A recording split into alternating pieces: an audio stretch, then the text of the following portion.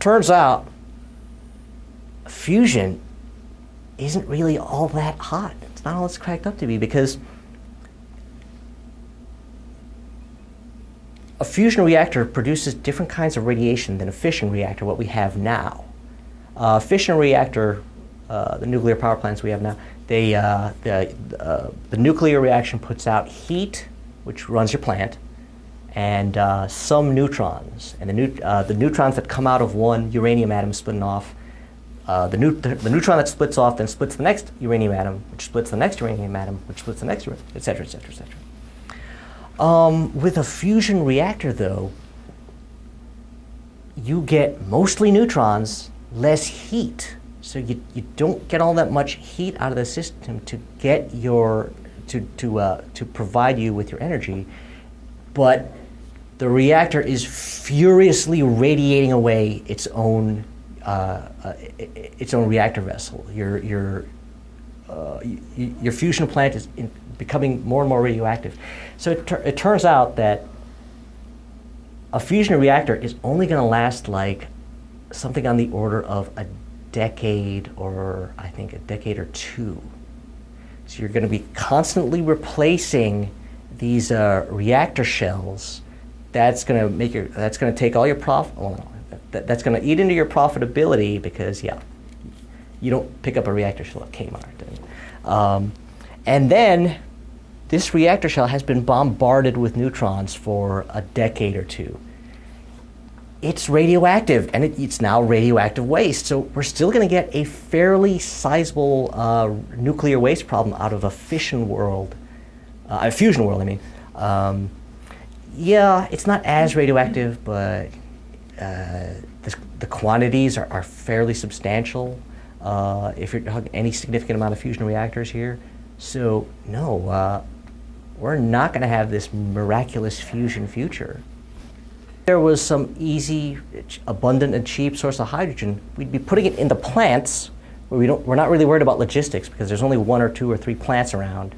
You know, no tankers crisscrossing the highways, and we would get all this ethanol and propanol and butanol, all these storable room temperature liquids that can run a high temperature fuel cell.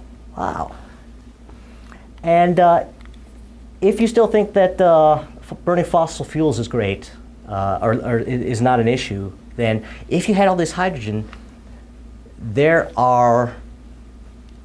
a sea of tar sands in Canada, Montana, and Venezuela. Tar sands are oil deposits, but instead of being a pool underground where you can pump out oil, they're mixed in with sand, which is why they're really cumbersome to get out. And yeah, you physically scoop out your sand, and then you need to clear the sand away to get the oil, and even then it's low-grade oil. You need to do all these steps to make it saleable. And so we only exploit tar sands when the price of oil is really high. If we had hydrogen, we would take all our hydrogen to 1 or 2 tar sands mines. We'd burn the hydrogen to thin the oil so that the sand drops out, and burning in the presence of hydrogen upgrades this low-quality petroleum into saleable petroleum. So once again, if we had hydrogen, you wouldn't get it. Chemical companies would take all this hydrogen and would be using it to produce something that ships in a tanker, is room temperature, works perfectly fine in a high-temperature fuel cell. Shell CEO Don Huberts let out another oopsie. Congressional testimony. I guess they kind of pressed him on this one, managed to. Yeah, you're not getting hydrogen. There's no miraculous hydrogen future where we have this abundant, all this abundant fuel for pennies on the barrel. Shell, I think we can take his word for it. Yeah, Scientific American analysis. Fuel cells, yeah, trip to Mars, iffy. Let me tell you, iffy. More and more organizations are seeing the light on this. GM, yeah. Hybrids. Hybrids first came to the U.S. about 2001, I think it was. And GM was like, no, we're betting on fuel cells. Hybrids, no, it's a stepping stone technology. It's the fax machine of the highway. It's no, we're going to skip hybrids, and we're going to jump straight to fuel cells. And we're going to give you actual fuel cell cars, stick a price on it on the dealer's lot, 2010. GM, no. You look at their model releases, they have abandoned hydrogen like most people have. Hybrids, yes. GM will now sell you a hybrid. James Woolsey, former CIA director.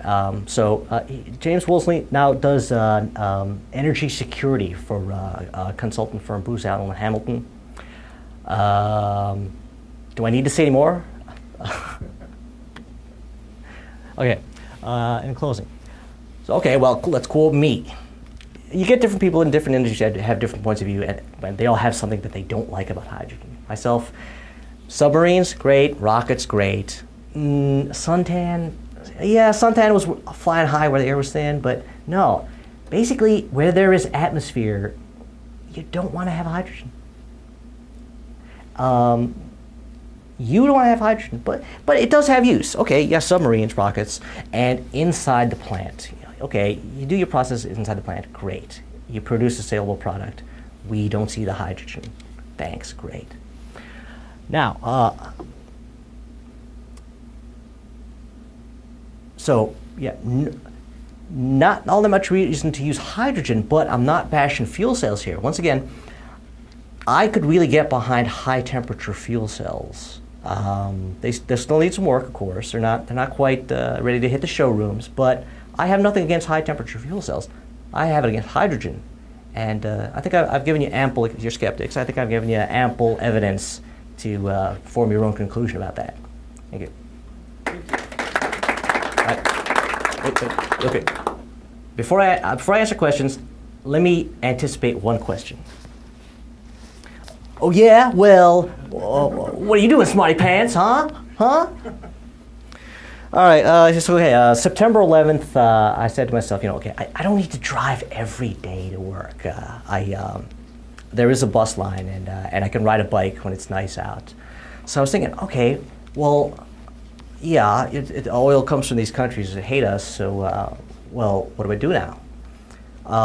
There's actually a trial ethanol, an experimental ethanol station on the BW Parkway. So there's that. Occasionally, yeah, more so in the Midwest, not here. You'll see ethanol stations. There's a propane station somewhere. I think it's in Shirlington. But there are options for someone who's really willing to do the legwork. But what I found was I replaced my truck with absolutely nothing. Turns out the simplest way to stop using petroleum is to stop using petroleum. I was on a bus line that took me to work. I could ride a bike close to a metro station. Car rusted out. I didn't buy another one. And yeah, someone's going to say, oh yeah, well, what about your food, huh? Where do you think your food comes from, smarty pants? Yeah, okay, most of the products we buy come in on trucks, but a truck runs on a schedule. So that means the professional driver of the truck can plan to warm up their truck while it's being loaded, or while he's coming in at the start of the day, or when he's about to end his lunch break. And so your truck driver can use a high temperature fuel cell, not hydrogen.